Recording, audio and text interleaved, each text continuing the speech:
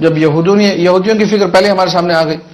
اللہ نے کہا من ذا الذی یقرض اللہ قرضا حسنا, کون ہے جو اللہ کو قرض ہے؟ انہوں نے کہا دیکھو اللہ ہمارے پیسوں کا محتاج, اللہ فقیر ہے. تو جب اللہ کے بارے میں یہ بات ہو گئی ہے تو یہ بات اللہ کے جو اولیاء ہیں ان کے بارے میں بھی ہوئی ہے کہ نعوذ باللہ ثم نعوذ باللہ, امام ہمارے پیسوں کا محتاج ہے. ٹھیک, امام کو کیا ضرورت ہے پیسوں کی؟ امام کو کیا ضرورت ہے کہ ہم امام کو محتاج ہے ہمارا؟ اچھا, اس میں وہ لوگ ایک پلس پوائنٹ بھی ایڈ کر دیتے ہیں کہ ہم تو امام کو بہت بڑا سمجھتے ہیں, بہت بڑا مالدار سمجھتے ہیں. حقیقت یہی ہے کہ امام اگر چاہے تو چشم زدن سے پہلے, پلک جھپکنے سے پہلے کسی بھی شے کو سونے میں تبدیل کر دے, پہاڑ کو سونے میں تبدیل کر دے. کوئی شک نہیں, ہمارے پاس معجزات کی پوری تاریخ ہے, اس میں کوئی شک و شبہ ہے ہی نہیں کسی بھی قسم کا. لیکن اگر کوئی یہ سوچ رکھ رہا ہے تو اس کا مطلب وہ مقام امام سے واقف نہیں ہے, اس کو امام کی معرفت نہیں ہے. یہ جملہ میرا نہیں ہے کہ لوگ کہیں کہ بھئی کیا کیسے آپ نے اتنا بڑا جملہ کہہ دی. نہیں, میرا جملہ نہیں, قطع نہیں, یہ خود معصوم سلام اللہ علیہ کا جملہ ہے. روایت میں پڑھ دیتا ہوں, کتاب اصول کافی باب صلۃ الامام کی پہلی جو ہے روایت, یہ صلۃ الامام علیہ السلام پہلی روایت ہے. قول ابو عبداللہ علیہ الصلوۃ والسلام, امام جعفر صادق نے فرمایا سلام اللہ علیہ, من زعم ان الامام يحتاج الى ما في ايدي الناس فهو كافر. وہ شخص جو یہ سمجھتا ہے, یہ عقیدہ بنائے بیٹھا ہے کہ امام محتاج ہے اس مال کا جو لوگوں کے ہاتھ میں ہے, مولا فرماتے فہو کافر, وہ کافر ہے. علامہ مجلسی رحمۃ اللہ علیہ نے اس کافرن کے دو احتمالات بیان کیے. ایک معنی کافرن کا لغوی معنی انکار کرنے والا. علامہ مجلسی نے لکھا چونکہ اس کو مقام امام کا معلوم ہی نہیں ہے, امام کے فضائل سے واقف نہیں ہے, تو کافرن سے مراد ہے مقام فضل امام کا منکر ہے. یہ ایک معنی یہ. اور دوسرا معنی چونکہ اس نے امام کا مذاق اڑایا ہے, امام کی توہین کی ہے نعوذ باللہ, تو یہ واقعاً کافر کے حکم میں, کیونکہ امام کی توہین کرنے والا نجس ہے, کافر ہے.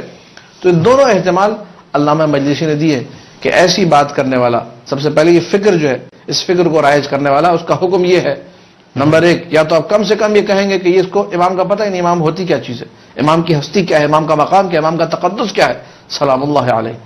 امام کو درک کرنا ہر بشر کے لیے ممکن نہیں ہے, اور یہ بالکل اور زیادہ پستی میں گر گیا, اور زیادہ اس نے گھٹیا جملہ استعمال کیا اپنی جو ہے گندی زبان سے امام کے لیے کہ نعوذ باللہ امام کو پیسوں کی ضرورت ہے. اس کے بعد مولانا جملہ کا یہ جملہ جواب ہے اس سوال کا جو سوال کیا گیا, انما الناس يحتاجون ان يقبل منهم الامام, لوگوں کو ضرورت ہے کہ امام ان کا پیسہ قبول کر لے, ان کے مال کو پاک کر دے, ان کے قلوب کو پاک کر دے. قال اللہ عز وجل, فوراً مولانا قرآن کی آیت پڑھی, کہا یہ قرآن میں موجود ہے, تم لوگ نہیں پڑھتے قرآن.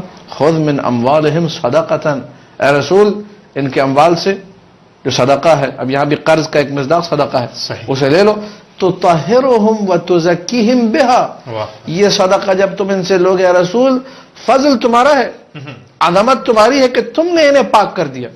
یہ لوگ مال دے کے تمہیں پاک ہو گئے. اب چونکہ حقائق ہمارے سامنے نہیں ہے, ہم لوگ یہ دیکھ رہے ہوتے ہیں جی پیسہ میرے پاس سے جا رہا ہے, یہ نہیں دیکھ رہے ہوتے کہ جو ہے کتنا فضل مجھے مل گیا اس رسول کی بدولت, اس امام سلام اللہ علیہ کی بدولت. ہم لوگ ان چیزوں سے ناواقف ہیں, فلذا یہ بات کرنا, یہ بات حقیقت میں گمراہی ہے.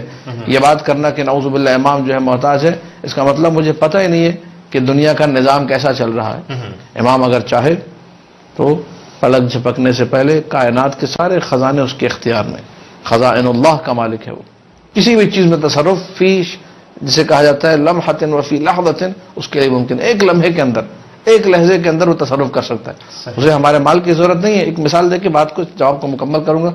بی بی شتیتا رضوان اللہ تعالی علیہ کا واقعہ مشہور و معروف ہے. جو لوگ جاتے ہیں مشہد مقدس کی زیارت کو, تو کاروان سالار سے کہیں جب ہمیں نیشاپور قدمگاہ مزار رضا کی زیارت کے لے جایا جائے, تو وہاں بی بی شتیتا کی ضریح موجود ہے, مقبرہ موجود ہے. بند حقیر کو بھی شرف ملا تھا, 1-2 سال پہلے میں گیا تھا, تو خاص بی بی شتیتا کی زیارت کے حوالے سے گیا تھا. وہاں ان کی ایک کتاب بی بی شتیتا ہی کے نام سے ملتی ہے, اس میں ساری روایتیں موجود ہیں, لیکن وہ فارسی میں, کاش کہ اس کا کوئی اردو میں ترجمہ کرا کے وہاں پر اس کو رکھے.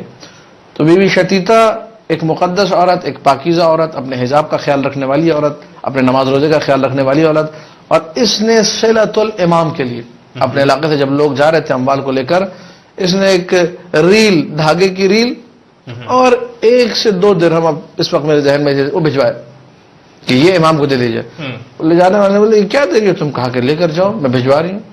ایک دھاگے کی ریل اور 1 سے 2 درہم, ادھر سے کسی سیٹھ نے جی نشاپور اس وقت مرکز علم ہوا کرتا تھا، ٹھیک ہے، خراسان ایک بہت بڑا منطقہ تھا، اس میں ایک مرکز علم، ایک گہوارہ علمی نشاپور کو کہا جاتا تھا، کہ جب امام رضا علیہ السلام گئے تھے خراسان کی طرف تو روایت میں کہ 700 محدثین، یہ پتہ نہیں کتنے، بعض لوگوں نے 1000 لکھا، بعض نے 700 لکھا ہے، وہ قلم لے کے جو ہے بیٹھے ہوئے تھے کہ امام کی احادیث کو لکھیں. ایسا معدن علم، ایسا گہوارہ علم تھا نشاپور.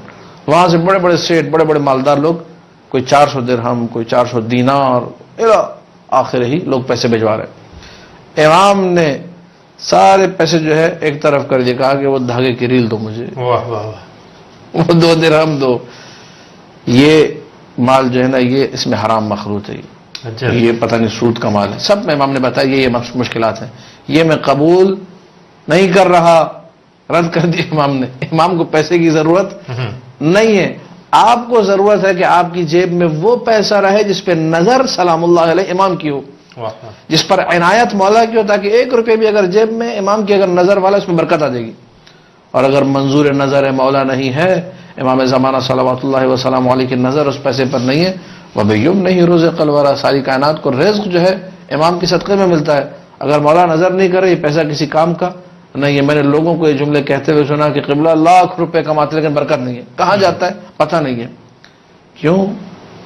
انسان اپنے اعمال کی طرف توجہ کرے. خمس نکال رہے ہیں ہم، اگر کسی پر زکوٰۃ واجب ہے، کھیتی باڑی کرتا ہے، وہ زکوٰۃ کو ادا کر رہا ہے.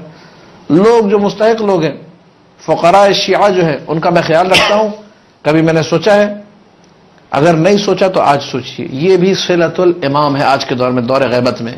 فلذا اس کو انسان انجام دے، اور یہ فکر کافرانہ فکر ہے، ملحدانہ فکر ہے، سوچ کو اپنے ذہن سے نکال دے، بلکہ قرآن کی اس آیت کی روشنی میں دیکھے. خذ من اموالہم صدقۃ تطہرہم وتزکیہم بہا، صدقہ دوں گا تو میں پاک ہو جاؤں گا، صدقہ مجھے پاک کرے گا، نہ کہ امام کو. صحیح.